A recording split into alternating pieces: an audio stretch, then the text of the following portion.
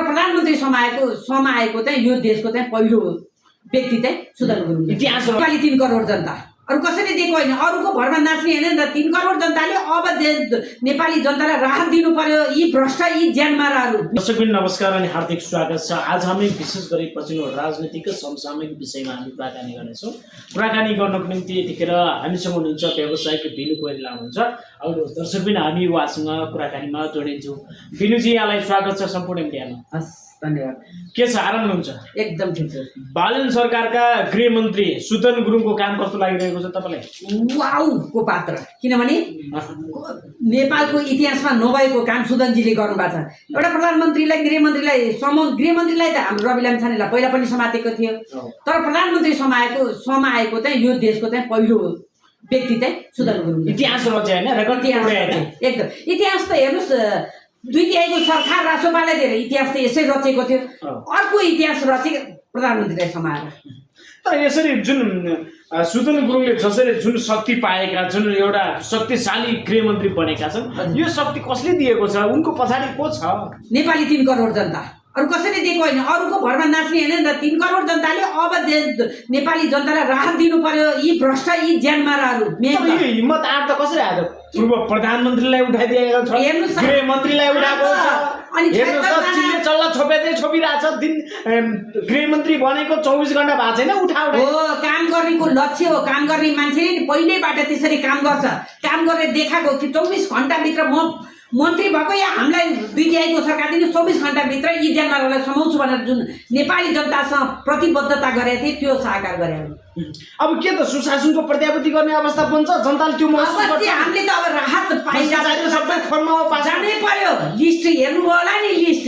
300-200 त चान्चु त अब भइसकेको छ। 300 जना पुर्याएर अझ म त जेल सानो भयो भने स्कुल एउटा भाडामा लिएर भए पनि तपाईँले यिनीहरूलाई थुन्नुहोस्। होइन स्कुलमा चाहिँ किन हाल्ने? जेलै काफी छ नि, त्यो जेल पुगेन भनेको कुरा नि। अब होइन तपाईँ पनि अझै पनि 100-150 जनाको 200 जनाको लिस्ट छ भन्नुभयो। एकदम छ नि। हामी पक्रा पर्दैछन्। हामी नेपाली जनतालाई ठग्ने यी ठगहरू, यी भ्रष्टाचारीहरू र नेपाललाई बेच्न खोज्ने यी ज्यादती गर्नेहरू सबै जेल जाँदैछन्। तर ओलीजी पक्राउ पर्नुभयो। ओलीजी पक्राउ चाहिँ प्रतिशोध भएर के उहाँका कार्यकर्ताहरू सडकमा उफ्रिरहेका छन्, रोइ कराइ गरिरहेका छन्। हेर्नुहोस् त, हुँदा हुँदा पत्रकारको क्यामेरा फुटाइदिइरहेका छन्, पत्रकारलाई समातेर कुटिरहेका छन्। यस्तो नगरे त उहाँहरूले मासु भातको कसरी तिर्नु त? त्यो मासु भात खाएर कहाँ देख्नुभयो? मासु भात खाँदै किन मासु भात खाएरै झोले जान्थे आएका हुन्? न त देश एउटा व्यक्तिको लागि कोही आउँछ। रासोपाको रवि लामिछानेलाई 2 वर्ष जेल हाल्छ। रासोपाले एक दिन यस्तो गरे त गरेन नि। तर एउटा केपी शर्मा ओलीले त्यो पनि जेल लगेको छैन। हस्पिटलको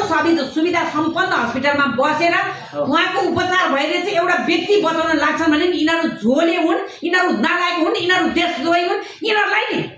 कम्बा भन्दा मुनि ज्याम हान अझ पुगेन। म त यो भन्छु, यिनीहरूले नि व्यक्ति बचाउन आए, देश बचाउनु होइन। तपाईँले भन्नुभयो झोले झ्याम्टे भन्नुभयो। देख्नु नै माइती गर्दै झोले झ्याम्टे बलात्कारीको पार्टी के भन्दाखेरि झगडा हल्लाएर तपाईँलाई पार्टी नराख्ला नि फेरि। कसले गर्छ भने यिनीहरू झोले आएर मलाई न त झोले मलाई झोले भने रिस उठ्दैन नि, किनभने म झोले आइन। यिनीहरू झोले भएको भएर रिस उठेर त हो नि। यति नगरेदेखि त उनीहरूको भोलिदेखिको रोजीरोटी खसिन्छ। त्यसैले गर्दा यो आन्दोलनको नाउँमा नि यिनीहरू लुट्न आएका हुन्। साँच्चै यिनीहरू लुट्ने आएका हुन्। एउटा देशको हेर्नुहोस्, एउटा झोलेले भनेको छ रासोपाको कार्यालय फुटाउन जाउँ, सबैजना गएर आगो लगाइदिउँ। एउटा झोलेले भनेको छ एउटाले सार्वजनिक साधन एउटा गाडी फुटाइरहेछ, एउटाले रुख भाँचिरहेछ भनेपछि यिनीहरू आतङ्ककारी होइनन्। यिनीहरूलाई सबलाई लगेर जेल हाल्यो सरकार। तर अहिले हिजोका दिनमा प्रहरीले दमन गर्यो, प्रहरीले अत्याचार गर्यो भने तर अहिले जनताले खुसी अझै कुटाइ पुगेन भन्छन् कि खास हाम्रो समाज कतातिर जाँदैछ? मान्छे कुटाइमा अझै कुटाइ पुगेन भन्छन्। हेर्नुहोस्, मान्छेले व्यक्तिगत कसैलाई पनि बचाउन जाने होइन। गलतलाई गलत भन्न सिक्नु पर्यो। हामी गलतलाई पनि एकदम बढावा दिएर त आज देशको स्थिति यस्तो आयो नि। त्यसैले गर्दा एउटा व्यक्ति विशेष होइन, देश विशेष जानु पर्यो। देशमा राम्रो काम गरे भोट हाल्ने चाहिँ घन्टीलाई, अनि बाको चाहिँ फेरि जिन्दाबाद मुर्दाबाद भन्नु जाने। पहिला झन्डा समातेर भोट हालेका घन्टीलाई होइन, न त 2 तिहाईको सरकार आउँथ्यो। भोट हाल्ने बेला चाहिँ आँखा चिन्डेर गएर घन्टीलाई हाल्ने। अहिले बाले 2-4 पैसा हजारमा दिए भन्दैमा आन्दोलनमा आउने त। हिजोका दिनमा रासोपालाई भोट हाले, घन्टीलाई जिताए। आज ओलीबाले पैसा दिएपछि फेरि ओलीबाको पछि सबै नि बेरोजगारको नतिजा हो। अब बालेन सरकारले छिट्टै सबैले रोजगार सिर्जना गर्छन् र यी झोले जाम्टी भन्ने अब कहीँ पनि हुँदैनन्। कसैको झोला बोक्ने होइन, देशको झोला बोकेर काम गरेर प्रत्येक नेपाली काम नगरेर यो कसैले पार्टीको झन्डा बोक्छ भने त्यस्ता व्यक्तिलाई समातेर हाल्दिउँ। तपाईँलाई कस्तो लाग्छ खानुपर्छ भन्ने नियम लाग्छ। अहिले केपी शर्मा ओली,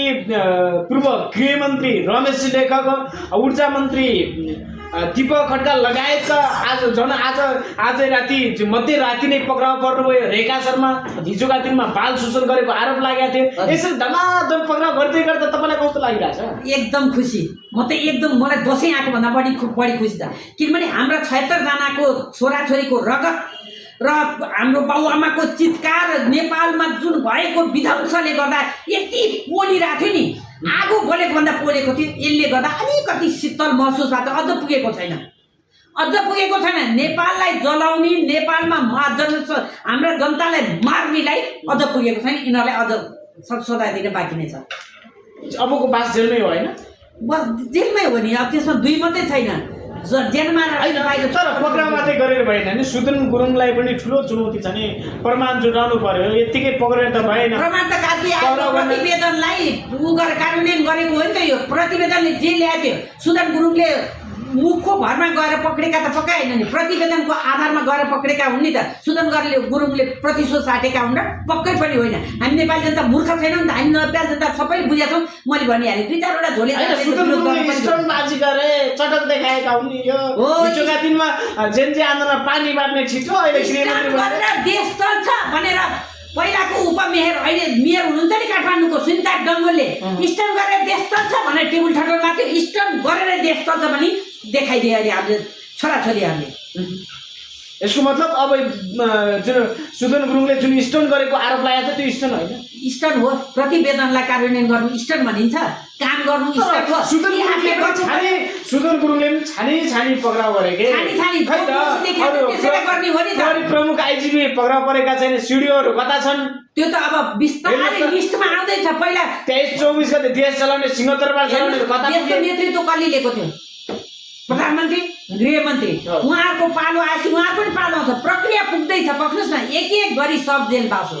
त्यसैले त भन्दैछु जेलमा पुगेन भने स्कुल भाडा लिनुहोस् भनेर। स्कुलमा भाडा लिने अवस्था आउँछ होला। अब सबैजना जेल गएपछि के गर्ने त? पुग्दैन जेलमा। किनभने हामी त जेल ठुलो बनाएर पहिलेबाट सबैलाई लानुपर्छ भन्ने त्यो राखेर बनाएनौँ नि त। त्यसैले गर्दा स्कुल भाडामा लिएर भने सबै आतङ्ककारी जतिलाई र बलात्कारीहरूलाई डर हालिदिनुहोस्। अब आर्जु देउवाको घर अब प्रहरीले सिल गरेको छ। प्रहरीले आफ्नो नियन्त्रणमा लगिसकेको छ। त्यो घर भत्काउने काम, यताउता बनाउने काम, निर्माण गर्ने काम भइरहेको थियो। प्रहरीले प्रमाण नष्ट हुने सम्भावना देखेपछि नियन्त्रणमा लिएको छ। अब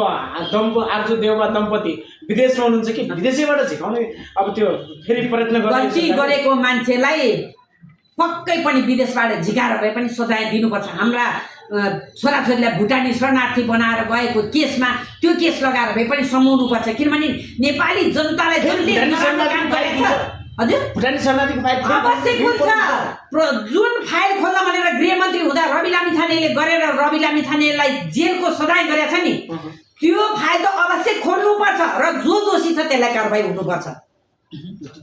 दोषीहरू कुनै पनि छुट्दैनन् होइन, कोही छुट्नेवाला छैनन्। किनभने नि युवा शक्ति देशमा उदाएको छ। युवा शक्तिलाई 3 करोड जनताले बहुमत दिएर 2/3 सरकार दिएर गएको छ भनेपछि अब नेपाली जनताले राहतको सास फेर्छन् र यी भ्रष्टाचारी, बलात्कारी, यी ज्यानमारा, यी नेपालीका छोराछोरी व्यक्ति कसैले पनि छुट छैन। नेपाली जनताले राहत पाउने महसुस गरेका छन्। सुरुवात भएको छ, न्यायको सुरुवात भएको। प्रतिशोधको राजनीति भयो भन्ने कुरा गरिरहेको छ नि। न्यायको सुरुवात होइन, प्रतिशोध भएन। एउटा रवि लामिछानेलाई पक्राउ पुर्जी नै नलिकन उसकै घरमा गएर राति सुतेको बेलामा ती पक्राउ पुर्जी लेखेर गर्दा त्यो चाहिँ प्रतिशोध भएन। सबै प्रमाण कार्की आयोगले दिएको प्रमाण कार्यान्वयन गर्दा चाहिँ प्रतिशोध भयो। यो सबै गलत हो। यो सबै भनेका कसले भने नेताका झोले जाम्टे 2-4 जनाले। उहाँहरू मासु भाका बिक्नीले झन्डै हल्लाए पनि सबैले भनेका छैनन्। न्यायको सुरुवात भएको, न्यायको देशले न्याय पाउँछ अवश्य पाउनै पर्छ। त्यही भएर त हामीले 3 करोड जनताले रासोपाले साथ हैन। बिलुजी रवि, बालेन, सुदन जस्ता 2-4 जना युवा आउँदैमा देशमा राम राज्यले 2-4 जना हैन 15 जना हाम्रा युवाहरू आउनु भएको छ। ठाउँ ठाउँबाट लानुभएको छ हरेक 15वटा भिजन लिएर के त अब राम राज्य नै स्थापना हुन्छ त रामको जन्मको दिन शपथ खानु भएको छ रामको उदय भएको छ र त रावणको दहन भयो नि अहिले रावणहरू सबै जेल जाने तयारीमा छैनन् त्यसैले गर्दा रामको उत्पत्ति भयो अब रामले सबलाई यी दानवहरू यी राक्षसहरूलाई जेल हाल्छन् जुन प्रधानमन्त्री बालेनजीले जुन रामनवमीको दिनमा जुन जसरी शपथ खाए प्रधानमन्त्रीको जुन उनले तामझाम गरे नि त्यो यसलाई कसरी हेर्नु तामझाम हो कतै बाजा बजाएर ठुलो जुलुस निकालेर अबिर गरे हो एउटा धर्मलाई जोगाएको धर्मको नाउँमा उहाँले शङ्ख ध्वनि किन गर्नुभयो त किन मङ्गल पाठ गर्न लाउनु भयो भने त्यहाँ भएका 36 वर्षसम्म लुकेर बसेका राक्षसहरूलाई नि उहाँले त्यो शङ्ख बजार उडाइदिनु भयो अब त्यहाँ पुरानो राक्षसहरू कुनैको पनि हाबी हुने छैन भने शङ्ख बजाउँदा राक्षसै भएको छ घन्टी बजाएर हामीले स्वागत गर्ने के अरे शङ्ख बजाएर नि त्यो राक्षस तपाईँलाई थाहा छैन घन्टी र शङ्ख बजाएर पनि राक्षसहरू भाग्छ भन्ने मान्यता राख्छौँ हामी घरमा त्यही भएर शङ्ख र ध्वनि बजाउँछौँ हामी यसको मतलब राक्षसहरू 30-35 वर्षसम्म खाने पल्केकाहरू सबको दिन भयो हैन सबैको मुटुमा ढ्याङ्ग्रो ठोकिसकेको छ अब यो मात्र होइन अब कर्मचारीहरू लुटतन्त्र गरेर जुन बसेका कर्मचारीहरू छन् स्वच्छ छवि भएका कर्मचारीहरूलाई त ढुक्क छनेछ अब जुन टेबल मुनि पैसा खानी छन् नि तिनीहरूको पनि सातो गइसकेको छ अब 48 सालदेखिको फाइल खुल्दैछ सबजनाको मुटुमा ढ्याङ्ग्रो अब 48 देखिको फाइल खुल्छ यसमा त पुरा कार्यान्वयन भइसकेको छ अब 48 सालदेखिको फाइल खोलेर कर्मचारीबाट भएको जुन घुसपेटहरू पनि अब सबै सम्पत्ति शुद्धिकरण हुन्छ त्यो पैसाले अब योजना परियोजना कल कारखाना सबै सुचारू हुन्छ हामी नेपाली जनता विदेशीको गुलाम बन्न जानु पर्दैन नेपालमै स्वरोजगार अवश्य पाइन्छ अब विदेशी कोकोसको पालो आउला अब हेर्नु भएको छैन 200 जनाको रिस्ता सार्वजनिक भइसकेको छ आउँछ अब बलात्कार निर्मला पन्तले नि अब न्याय पाउँछिन् नातावाद कृपावादले गर्दा छोपेर राखेको थियो नेताका छोराछोरी पद ठुल्ठुलो पदमा बसेको छोराछोरीले हाम्रो निर्मलालाई जुन नराम्रो काम बलात्कार गरेर मारेका थिए नि अब तिनीहरूलाई पनि लिएर आएर फाँसीको सजाय दिनुपर्छ म त अब सोभिताजीलाई मैले बारम्बार आग्रह गरेको छु बलात्कार गर्नेलाई फाँसीको सजाय दिनु कानुन संशोधन गरौँ भनेर बलात्कारीले फाँसीको सजाय दिनुपर्छ भोलिदेखि हाम्रा छोरीहरू बलात्कृत हुँदैन नि अरू छोरीहरू फाँसीको त्यो कानुन संशोधन गर्न सक्छ 2/3 सरकार छ संशोधन गर्न किन नसक्ने गलत गर्नेलाई त मृत्युदण्ड दिउँ न भोलि कसैले गलतै गर्दैनन् किन विदेशमा यो कुराहरू चल्दैन भन्दा त त्यहाँ कानुन दह्रो भएर कानुन दह्रो हुनु पर्यो अब यो 2/3 शक्तिशाली सरकार हिजोका दिनमा पनि 2/3 त सरकार थियो एमाले काङ्ग्रेस गठबन्धनको सरकार 2/3 नै पुर्याएको थियो आज पनि जुन सिङ्गै पार्टीले 2/3 पुर्याएको छ जनतालाई दिनुपर्ने डेलिभरीमा चाहिँ तीव्रता देखाएको छ 100 दिनभित्र गर्नुपर्ने कामहरूको चाहिँ लिस्ट नै सार्वजनिक गरिसकेको छ सरकारले के छ यो सरकारले अब के हिजोको दिनको त्यो वितृष्णा त्यो निराशालाई आशामा परिणत गर्ने त्यो अब हामीले आश गरेका हो नि त नयाँ युवा शक्ति आओस् देशले उन्नति र प्रगति गरेर समन्विततिर लगोस् भन्ने हामी आश गरेर त 3 करोड जनताले हामीले आश गरेर 2/3 सरकार दियौँ त सिङ्गल पार्टीलाई दियौँ एकचोटि हेरौँ न भने त्योभन्दा पनि हेर्नुहोस् हाम्रो विदेशमा भएका छोराछोरी शुद्ध लागि परेर 8-9 लाख रुपियाँ 9 लाख जना आउनु भने नेपाल आउनु भने सानो कुरा थियो दसैँमा छुट्टी मनाउन हाम्रा छोराछोरी दसैँमा टिका लाउन आएनन् तर भोट हाल्नु भनेर आए किनभने हाम्रा छोराछोरीले नि परिवर्तन गर्न चाहेका हुन् नि त त्यसैले गर्दा यो परिवर्तनको उहाँहरूले पक्कै पनि नेपाली जनतालाई राहत दिनुहुन्छ तर परिवर्तन त भयो तर रवि लामिछाने पछाडि ब्याक सपोर्टमा बस्नुभयो जसरी उहाँले एउटा त्यागको ट्याग भिराइएको छ उहाँले एउटा महान त्याग गर्नुभयो उहाँ महान राजनीतिज्ञ हुनुभयो भन्ने कुरा छ यसलाई कसरी हेर्नु भएको छ एउटा पार्टी खोलेको 2-3 वर्षमा एउटा देशको सबैभन्दा ठुलो शक्तिशाली पार्टी बन्यो बहुमतको सरकार बनायो शक्तिशाली सरकार बनाएको छ प्रधानमन्त्री मन्त्री आफ्नै सबै पल्टामा पर्यो तर पनि उहाँ पछाडि बस्नुभयो हेर्नुहोस् जे कुरा नि अरूलाई राम्रो मान्छेलाई साथ दिनु नै रवि लामिछानेको महानता हो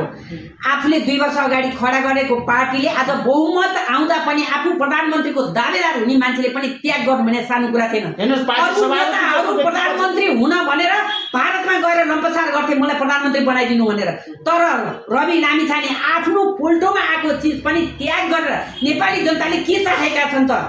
नेपाली जनताले बालिनलाई प्रधानमन्त्री चाहेका छन् भनेर उहाँले सहस्र त्याग गरिदिनु भयो यो एउटा महानता हो राजनेतामा हुनुपर्ने गुण रवि लामिछानेमा रहेछ नि उहाँ त्यागी नेता हुँदो रहेछ भन्ने चाहिँ आज आएर छरप्रष्ट भयो भन्छन् मुद्दा लागेको भएर प्रधानमन्त्री नबनेको मुद्दा लागेको प्रमाणित गर्दैन जेल गरेर बस्नुहुन्छ सुरुवात उहाँबाट गर्नुहुन्छ तर प्रमाण छैन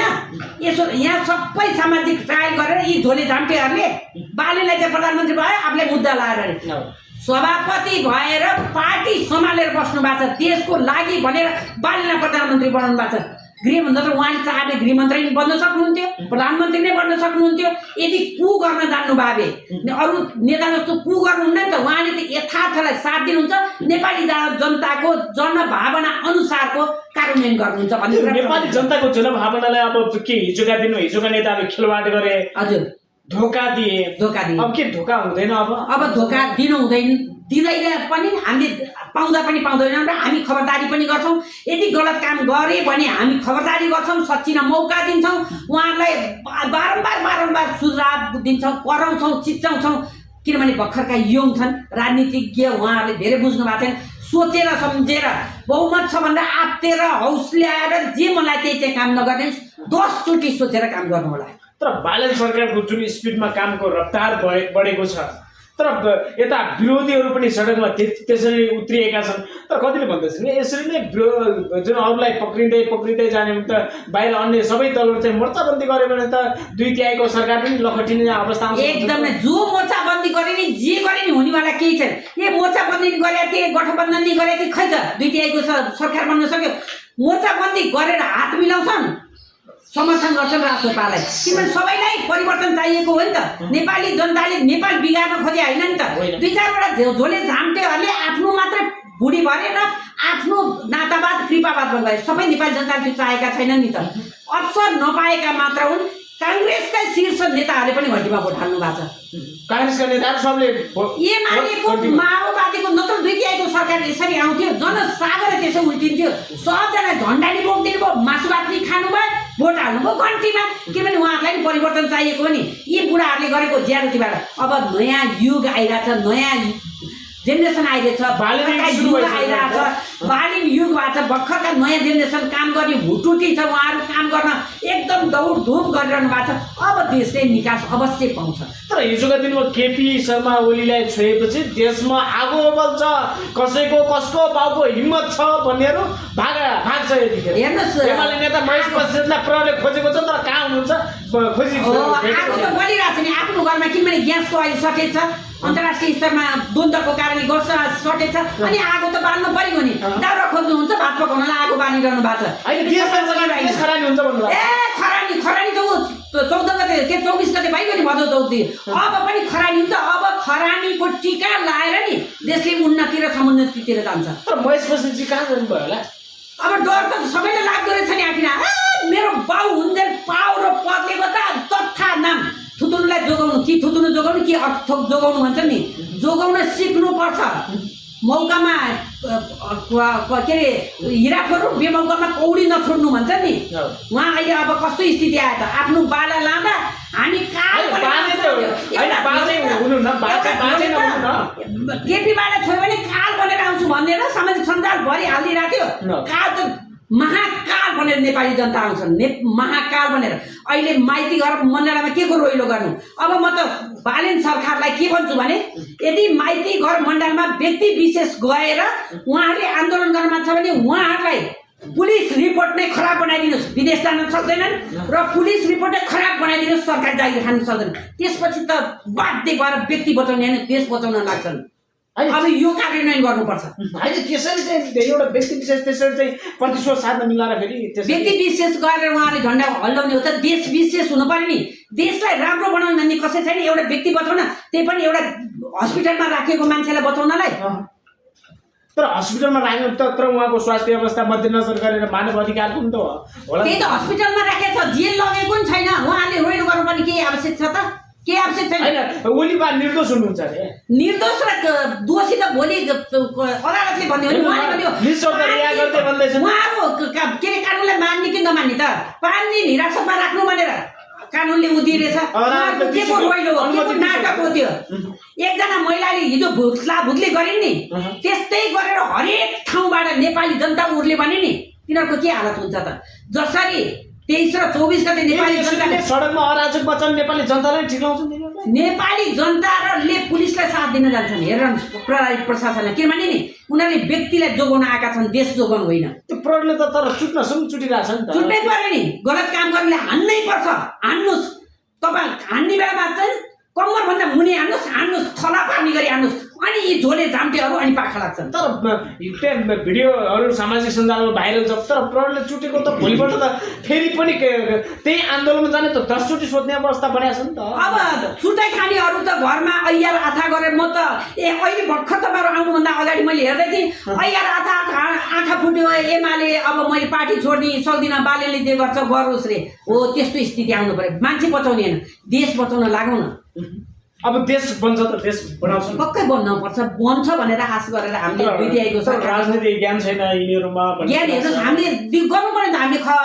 सुझाव दिनु पर्यो सल्लाह दिनु पर्यो हामीहरू उहाँहरूले सुझाव सल्लाह मागिरहनु भएको छ अब हामीले देश कसरी उन्नतितिर लाने भनेर हामीले पनि खबरदारी गर्नु पर्यो नराम्रो बाटोमा लाग्यो भने उहाँहरूलाई खबरदारी गर्ने राम्रो बाटो साथ सहयोग गर्ने हो नि हामी मिडियाकर्मीदेखि लिएर सबैले साथ दिउँ न गर्न आँटेको मान्छेलाई काम गर्न दिउँ न देशको उन्नतितिर लागिहाल्छ नि अब रविजीले गृहमन्त्री हुँदाखेरि 25 वटा फाइल खोल्छु भन्ने जुन एउटा सपना देख्नु भएको थियो त्यो सपना पुरा गर्न गृहमन्त्री सुदन गुरुङ आउनु भएको छ के ती 25 वटा फाइल लगायतका अन्य फाइल हेर्नुहोस् भुटानी शरणार्थीको फाइल रवि लामिछानेले खोल्दा पद गएको थियो त्यो बेला उहाँको जम्मा 21 सिट थियो बिचरा त्यसैले गर्दा उहाँको पद गए अब अहिले आएर सुदन गुरुङहरूको 2/3 सरकार छ आफ्नै पार्टीको छ त्यसैले गर्दा कसैले रोकटोक गर्दैन हामी नेपाली जनताले राहत चाहिएको रविको सपना पुरा गर्छन् त अवश्य गर्नुहुन्छ त्यही भएर त आँटिलो न्याय नपाए गोर्खा जानु भन्ने पृथ्वीनारायण शाहले भनेको याद छ तपाईँलाई न्याय नपाए गोर्खा जानु भनेको छ गोर्खाबाट सुदन गुरुङजी आउनु भएको छ हामीले न्याय अवश्य पाउँछौँ ढुक्क उहाँले बिहानै फेसबुकमा लेख्नु भएको थियो आयो गोर्खे भनेर अवश्य नि आयो गोर्खे छोड्दैन नि हामी एक थोपा रगत हुन्जेल नेपाली जनताहरू विदेशीसँग अङ्ग्रेजसँग लड्ने नेपाली जनताहरू के हामी त्यसै चुप लाएर बस्छौँ त हेर्नुहोस् त देशलाई खोक्रो बनाउने देशलाई भ्रष्ट बनाउने देश खरानी बनाउने देश सिद्धाउने नेपाली जनतालाई नक्कली भुटानी साथ बनाएर बेच्ने एउटा छोड्दैन त्यसो भए छोड्ने कुरै छैन हामी छोड्न पनि दिँदैनौँ उहाँहरूलाई खबरदारी गर्छौँ र छोड्ने त कतै कुरै छैन जुन पछिल्लो समयमा हर्क साम्पाङको स्ट्याटसले पनि देश हल्लाउने गर्छ हाम्रो नेताहरू कामभन्दा धेरै चाहिँ स्ट्याटसमा व्यस्त पनि देखिनुहुन्छ कति नेताहरू अब उहाँले चाहिँ प्रत्येक संसदहरूको जति चाहिँ संसद भवन छिर्नुहुन्छ उहाँहरूको गापासे मापासे चेक गर्न पर्छ भन्ने उहाँको माग छ कि यो माग जायज हो कि संसदहरू जाँड रक्सी नै खाएर जान्छ एकदमै चेक गर्दा त्यो गलत कुरा होइन चेक गर्नुपर्छ चेक गर्दैमा नराम्रो कुरा होइन मापासे अरू नेपाली जनतालाई चेक गर्नुहुन्छ भने सांसदहरूलाई चेक गर्न नहुने भन्ने छैन त्यसलाई म चाहिँ सकारात्मकै लिन्छु तर उहाँले गरेका त्यो स्ट्याटसहरू जुन सरकारलाई सहयोग गर्ने कुरा नराम्रो कुरालाई त उहाँ प्रतिपक्षमा बसेर यसको विरोध त गर्नुपर्छ भने पछाडि संसद भवनतिर कसैले चाहिँ सुर्ती गुड्का सुरुड सुपारी केही लान पाएन सुर्ती गोर्खा खाने ठाउँ होइन नि त नेपाल बनाउने ठाउँ हो त्यहाँ मोज मस्ती गर्ने मिलाउने पहिलाका नेता जस्तो गएर घर घुर्ने ठाउँ होइन नि त त्यो त्यसैले गर्दा जे हो यथार्थमा बग्नुपर्छ जस्तो लाग्छ अब पछिल्लो समय चर्चाको विषय अर्थमन्त्री डाक्टर सोडिम वाग्लेको पनि छ उहाँले चाहिँ यो नेपालमा ल्याउने गाडीहरूमा 300% ट्याक्सको कुरा गर्नुभएको थियो त्यसै गरी उहाँले राजस्व अनुसन्धान विभाग पनि खारेज गर्ने भन्ने हुनुहुन्छ के छ अब आउने आर्थिक वर्षमा गाडीहरूको मोटरसाइकलको भाउ घट्न सम्भावना के देख्नुहुन्छ सम्भावना धेरै नै छ किनभने अर्थमन्त्रीले पहिले बोल्नु भएको कुरा पनि हो म राजस्व घटाउँछु भनेर राजस्व पनि अलिअलि छ र तीव्र चौगुणा छ हेर्नुहोस् एउटा गाडी 1 लाखमा पाइन्छ भने हामीले 4 लाख राजस्व तिर्ने यो एउटा गलत भइरहेछ हामी सर्वसाधारण नेपाली जनताले पनि राहतको सास फेरेर एउटा गाडी एउटा बाइक चढ्ने हैसियत चाहिँ बन्छ कि जस्तो लाग्यो कति जति घट्ला जस्तो मान्नुहुन्छ मैले चाहिँ आधी नै घटाइदिनु हुन्छ कि जस्तो लागिरहेछ र नेपाली जनतालाई अलिकति राहत चाहिँ दिनुहुन्छ कि 3 लाख पर्ने बाइक 1.5 लाखमा पाइएला पाइन्छ किन नपाउनु हेर्नुहोस् आउने त्यतिका राजस्व उठाउने त्यही राजस्व उठाएर अनि आफूले भुँडी भर्ने अनि त्यही भुँडी भर्ने अनि आफ्नो नातावाद कृपावाद र अनि विदेशी वैज्ञानिकलाई राख्ने त्यो तन्त्र नै हटिसकेपछि त नपाउनु के छ र अवश्य पनि पाइन्छ सुविधा सबै कुराहरू घट्छ भन्ने विश्वास त एकदम विश्वास त छ म त अझ भन्छु स्वास्थ्य रोजगार शिक्षालाई न्यूनीकरण गर्ने हो भने हाम्रो देशले उन्नति प्रगति अवश्य नै गर्ने अब शिक्षाको कुरा जोडिहाल्नुभयो अहिलेको शिक्षा मन्त्री सस्मित पोखरेललाई चाहिँ के छ हजुरको सल्लाह सुझाव अब आउने दिनहरू कसरी उहाँले एउटा ब्रिज कोर्सको चाहिँ त अन्त्य गरिसक्नु भएको छ यही वैशाख 1 गतेबाट यो क्लासहरू लिन नपाउने भन्नुभएको छ होइन अब आउने ऐन कस्तो बन्दैछ भन्ने चाहनुहुन्छ हामी नयाँ शैक्षिक सत्रको अगाडि पनि यङ हुनुहुन्छ उहाँको जोस जाँगरको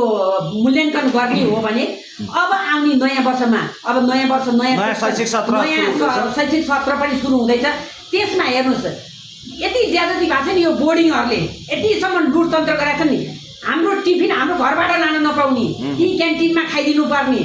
त्यो तन्त्रको अन्त्य होस् किनभने हामीले हाइजेनिक बनाएर पठाउनु खोज्छौँ नि त आफ्नो छोराछोरीलाई त्यो तन्त्र अब अनि एउटा कपीले हाम्रा छोराछोरी त्यही कपी भरेर पढ्न खोज्छन् तर एउटा कपी होइन हामीले त्यहाँ 8,000 9,000 को कपी किन्नुपर्ने त्यस्तो विडम्बना छ स्कुलमा त्यो हटाइयोस् र जुन शिक्षा ऐन छ त्यसमा लागू गरियोस् हामीले आफ्नो लुटतन्त्र एकदम अन्त्य गरौँ अनि भोलिदेखि पो अलिकति राहतको हामीले सास फेर्न पाउँछौँ त होइन यहाँ त हजुरको पब्लिकेसन अनुसार वर्षको एउटा किताबको एउटा पाना फेर्ने एकदम त्यो पनि गलत हो मैले पढेको किताब मेरो बहिनीले पढ्न पाओस् मेरो भाइले पढ्न पाओस् हामी त पहिला के थियो भने मेरो दाजुले पढेको किताब मैले किन्नु पर्दैन थियो त्यसमै हामी रिपेयर गरेर त्यसमा खादा सादा लाएर हामी पढ्ने गरेर हुर्केको मान्छे हामीले पनि दाइको किताब पढेर आएको आजसम्म यति सक्षम भयो भनेपछि त्यो किताब चेन्ज गर्यो अनि अर्को किताब पाठ्य पुस्तक ल्याइदियो एउटा पाना मात्र फरक गरेको त्यो गरे अचम्म कस्तो त भने यहाँ लुटतन्त्रलाई क्या लुट्नको लागि होल किताब नयाँ ल्याइदिएको छ नयाँ किताब पढ्नु पर्छ अनि त्यो पनि उसले भनेको पसलमा गएर किन्नु पर्ने ड्रेस पनि उसले जहाँ भने त्यही गएर किन्न पर्ने अहिले हामीले यहाँ देख्छु म स्टेसनरीमा गएर देख्छु एउटा के अरे 1 दर्जन कापी किन्यो भने 5वटा फ्री भनेर देख्छौँ हामीले त्यहाँ गएर काम किन्न पाइने स्कुलमा किन्नुपर्छ अरे कस्तो सम्बन्ध यहाँको कुर शासन के स्कुलहरूको पनि लुटतन्त्र हो यसको अन्त्य पनि हाम्रो पोखरेलजीले अवश्य गर्नुहुन्छ किनभने यङ जेनेरेसन उहाँले भोगेर आउनु भएको कुरा छ भर्खर उहाँ भोगेर आइरहेको कुरालाई उहाँले यसमा चाहिँ कार्यान्वयन गरेर अब आउने शैक्षिक सत्रलाई चाहिँ उहाँले चाहिँ एकदम नै सुचारू र निष्पक्ष तरिकाले कार्यान्वयन गर्नुहुन्छ भन्ने के छ यो बोर्डिङ स्कुलहरू बिस्तारै सरकारीकरण होला त के देख्नुहुन्छ गर्नै पर्यो यहाँ त अन्धधुन्ध ल पैसा हुनेले त 50,000 फी तिर्ला एउटा स्कुलमा एउटा मेरो छोरा भर्ना गर्नलाई सानो फुच्चेर भर्ना गर्ने हो र फी मात्रै 60,000 रे के पर्छ त्यो 2 वर्षको 2 कक्षाको बच्चाले 60,000 तिरेर र के खान्छ 60,000 को यस्तो लुटतन्त्र छ यसको अन्त्य गर्नुपर्छ यहाँ त हेर्नुहोस् कलेजमा स्कुलमा र हस्पिटलको नाउँमा नि यति लुटतन्त्र छ नि यसको पनि छानबिन गरेर अन्त्य गर्नुपर्छ यो हजुरको चाहिँ शिक्षा मन्त्रीलाई एउटा सन्देश सुझाव र स्वास्थ्य मन्त्रीलाई पनि सुझाव मेरो के भन्छ यहाँ स्वास्थ्यकोमा पनि यति लुटतन्त्र छ नि त्यसको पनि अन्त्य गरियोस् अब यसो भन्दै गर्दा अहिले आएको बालन सरकारले 75 जुन 70 वर्षमा रहेको वृद्ध भत्ता थियो 75 वर्ष पुरा भएपछि दिने भनेको छ यो कुरालाई कसरी हेर्नु भएको छ हेर्नुहोस् बुढाबुढी भने 70 देखि 75 वर्षसम्मलाई देखिन्छ होइन त्योभन्दा पछि त छँदैछ तर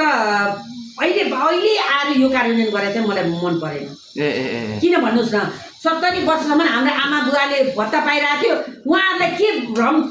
छ भने नि केपी शर्मा ओलीले भत्ता दिएको भएर हामीले त सूर्यलाई भोट हाल्नुपर्छ भनेको आमा बुवालाई हामीले चेन्ज गरेर घन्टीमा हाल्न लगायौँ अब उहाँहरूले भत्ता 5 वर्ष पछि गरिदिनु भयो भने आमा बुवाहरूले नि अब 5 वर्षपछि भोट हाल्ने बेला कस्तो चाहिँ सोच्नुहुन्छ होइन त्यो मात्रै कुरा रहेन नि त अब फेरि युवाहरूलाई रोजगार दिनु भन्दा बालन सरकार यसै हिट हुन्छ त युवाले रोजगार पाउनु त्यो बुवा आमालाई त पालिहाल्छ होइन सबैले बुवा आमाको आश के हुन्छ भने उहाँको कमाइ छैन यही भत्ताले पनि उहाँहरू औषधि खानलाई सबैको छोराले पाल्छन् र पाल्दैनन् नि त त्यसैले म सरकारलाई के भन्छु भने जुन छ त्यसलाई चाहिँ तपाईँहरूले बढाउने घटाउने काम चाहिँ नगर्नुहोस् 70 वर्षको आमा बुवाहरूलाई उहाँहरूले 2000 जाबो पाइरहनु भएको छ त्यो दिने कार्य गर्नुहोस् म चाहिँ यसमा चाहिँ अलिकति 5 वर्ष बढाएको चाहिँ हजुरलाई अलिकति मलाई चित्त बुझेन किनभने हामीले बाबुआमालाई जुन प्रतिबद्धता दिएको थियौँ नि एमाले दिएको भत्ता भने तर एमाले दिएको त होइन नि हाम्रै सम्पत्ति दिएको आमा बुवाहरूलाई त्यो भत्ता अहिले काट्यो भने चाहिँ हामीले गल्ती गरेछौँ कि भनेर आमा बुवाहरू नै निराश हुनुहुन्छ कि जस्तो चाहिँ मैले फिल गरेँ अब बालन सरकारको टाउको रवि लामी छाने कि बालन शाह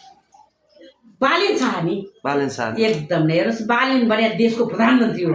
रवि लामी छाने त एउटा पार्टीको सभापति मात्रै हुनुहुन्छ अहिले उहाँ त त्यागी नेतामा गनिनुहुन्छ अब पछिल्लो समयमा